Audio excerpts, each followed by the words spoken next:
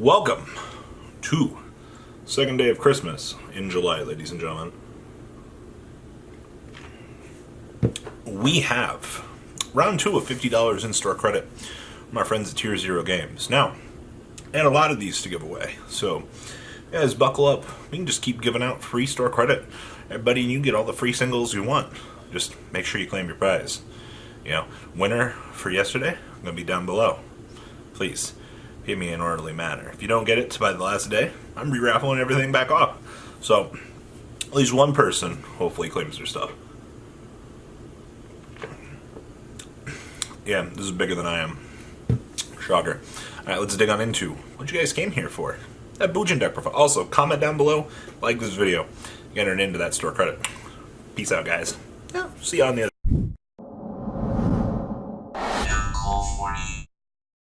Alright, our special feature today is, Bujins. Real shocking. So, my two friends decided that they wanted to TierZero this deck and kind of give it a run at locals. Now, first I'm going to tell you, this didn't do too good out of the floodgate, alright? Like, be honest here, there's a couple of things that I think need to be refined, but that can very easily be done. And, of course, you know, we had to test the theory of Mystic Mine being Kaiser Coliseum, which, whoof, what a ride. So, play 3 copies of Bujin Yamato.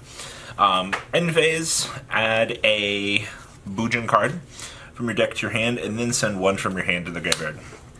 My friend told me that this got ashed 3 times, and that he was only able to get it off about once or twice, which is pretty astonishing, because when you see Bujin Yamato hit the field, you're like, oh boy, you know, you don't care about anything else that the deck really does. You're just going to go after this and stop this. Also, with Tenki on the field, this is a 1900 body, which is kind of important in terms of beats, but you're trying to play a deck that passively slows down the metagame. And of course, like I said, all jokes aside, trying something a little bit more fresh for that. So there's that. Now, not only playing the 2 copies of Mikazuki, Mikazuki is able, I believe he's able to trigger summon himself when a beast type warrior Bujin you control is destroyed by battle or card effect. Okay. So he starts to summon himself, and then during the end phase, if a Bujin monster was sent from your hand to the graveyard this turn, while you control this face card, you can target 1 Bujin spell or trap card from your deck and add it to your hand. You have a floating body, though, that when Yamato unfortunately meets his untimely death, you're able to float onto the field. Actually pretty good. Now, we only play 2 Crane and 2 Hare. Now, unfortunately, you don't really get the full experience of the deck, because unfortunately, yeah, this is the bad part, Dingrisu bypasses Hare. So sad for a poor little guy.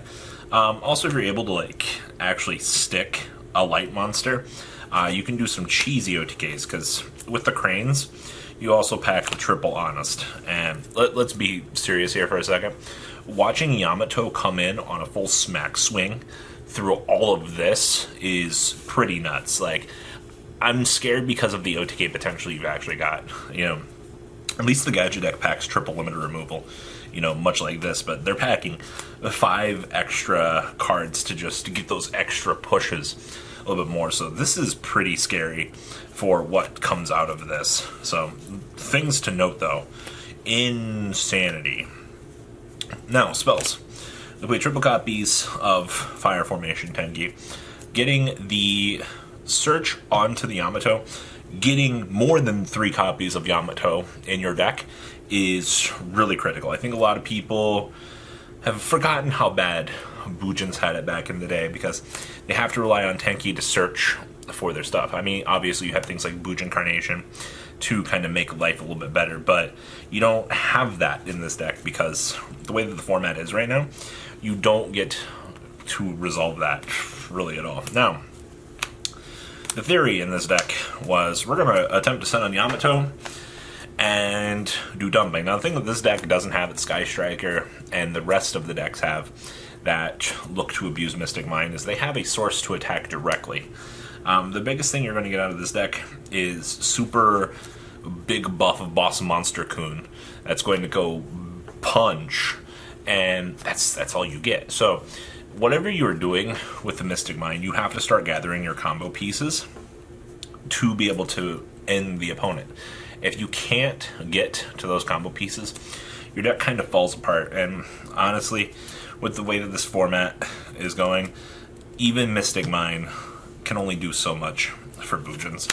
So there's that. Now I play the 2 copies of Twin Twisters just to be able to remove any sort of bad threat that we spot on the board. We have to be able to play the game. If we can't do that, spells and traps really mess up Yamato's day. It's kind of sad, because you really have to stick that monster to get that to that full search. And with the way that the format is, it's just like, you don't even know if you're going to get to that end phase. We played the 2 copies of Duality. This was something that Keegan and Halliburton definitely liked in the deck. I mean, you don't special summon. They don't even play Bujin Carnation in here, you know, or Bujinity. Like, you gotta protect it at all costs. But jokes aside, just the free mill to get further into the deck, to see Mystic Mine or something like that a little bit more. Yeah, this was good. 3 copies of Pot of Extravagance.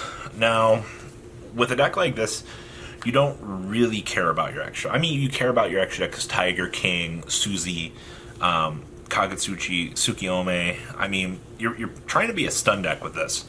As long as you maximize your numbers and things like that, you're not going to see a real conflict. I mean, you could. I don't know. This worked out really well. Traps. We played 3 copies of Summon Limit. We're trying to floodgate our opponent out of the game. We do not want them getting the chance to play at all. And this card forces them to slow down at our pace while we're going Yamato Smack through their monsters. And on the same thing, the 3 copies of there can only be 1. Obviously, we're trying to do our best to stick those key monsters on the field. Obviously, it's not going to happen all the time. Or, you know, this is going to get Twin Twistered or True Draco'd in the poor case of this deck. But overall, not too bad. These 6 really hold this deck together. Now, because we want to see Mystic Mine, we have the 2 copies of Metaverse. We were discussing 3 copies. This worked out a-okay. I don't see any issue with this.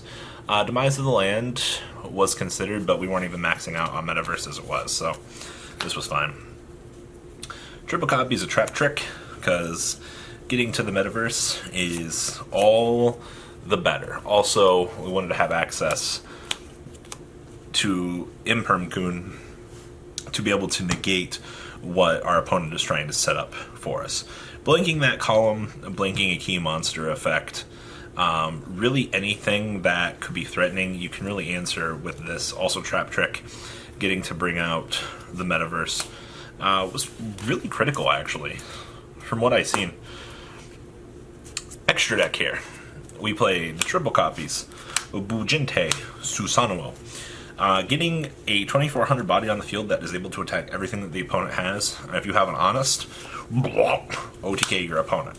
Now, you don't really have access to this massively too early in the game, but that's fine. This still gives you the ability to do what you need to do, which is disrupt the opponent by clearing their board. Also, he gets a free dump ad for that. 3 copies of Kagutsuchi. Nothing really special about this guy. 2 copies of Tsukiyomi. If your hand starts to get low, you've stuck 2 monsters on the field. Absolutely no problem. Go ahead and we're going to go into Suki. We're going to set up, and then we're going to allow for further dumping. Amaterasu, I don't know when you're going to get 3 monsters on the field, but it is a Bujin named card, so things to consider. 2 copies of Tiger King. Stick 2 monsters on the field. Go get a Tenki. Tenki further floats you into more of your resources. That's what we like to see, right? The value down. We have the 1 copy of the Baguski, the Baguska Meister. 1 copy of the Castel. 1 copy of the number 101 Silent Anarch. And then we had some super poly targets of Starving Venom and Guild copy of the Violet Chimera. Being able to use this to disrupt the opponent. Whew. Those super polys coming in clutch, though, for this. We have side deck. 2 copies of Lancia. I can tell you this is supposed to be 3. There were 4 extra slots in this, so you had the 3 Lancia. You have the 2 copies of Super Poly, 3 copies of Different Dimension Ground, 3 copies of the Heavy Storm Duster, and 1 copy of Imperial Order, which leaves 3 slots. I can tell you that there were things that we considered. He just played with an 11 card side deck for locals, but I don't know, this was really fun to get the chance to watch play out. I'm definitely not disappointed in this, but what do you guys think about the list? You know, obviously, comment down below, tell me what you guys think. Obviously, by commenting, you entered into today's contest, which I'm sure many of you guys are going to want a chance to win. Alright guys, we'll be back with day 3 and more contest and more content on the weekend. See you guys there. The ride never, well, truly ends. Thank you, patrons. Without you guys, I don't know what I'd be wearing in these videos. I might be a truffle shuffle incident all over again. Guys, please also check out VanCole40 for some awesome Vanguard content. Some other interesting stuff you might find up here on the left or in the description as well. Thanks for watching.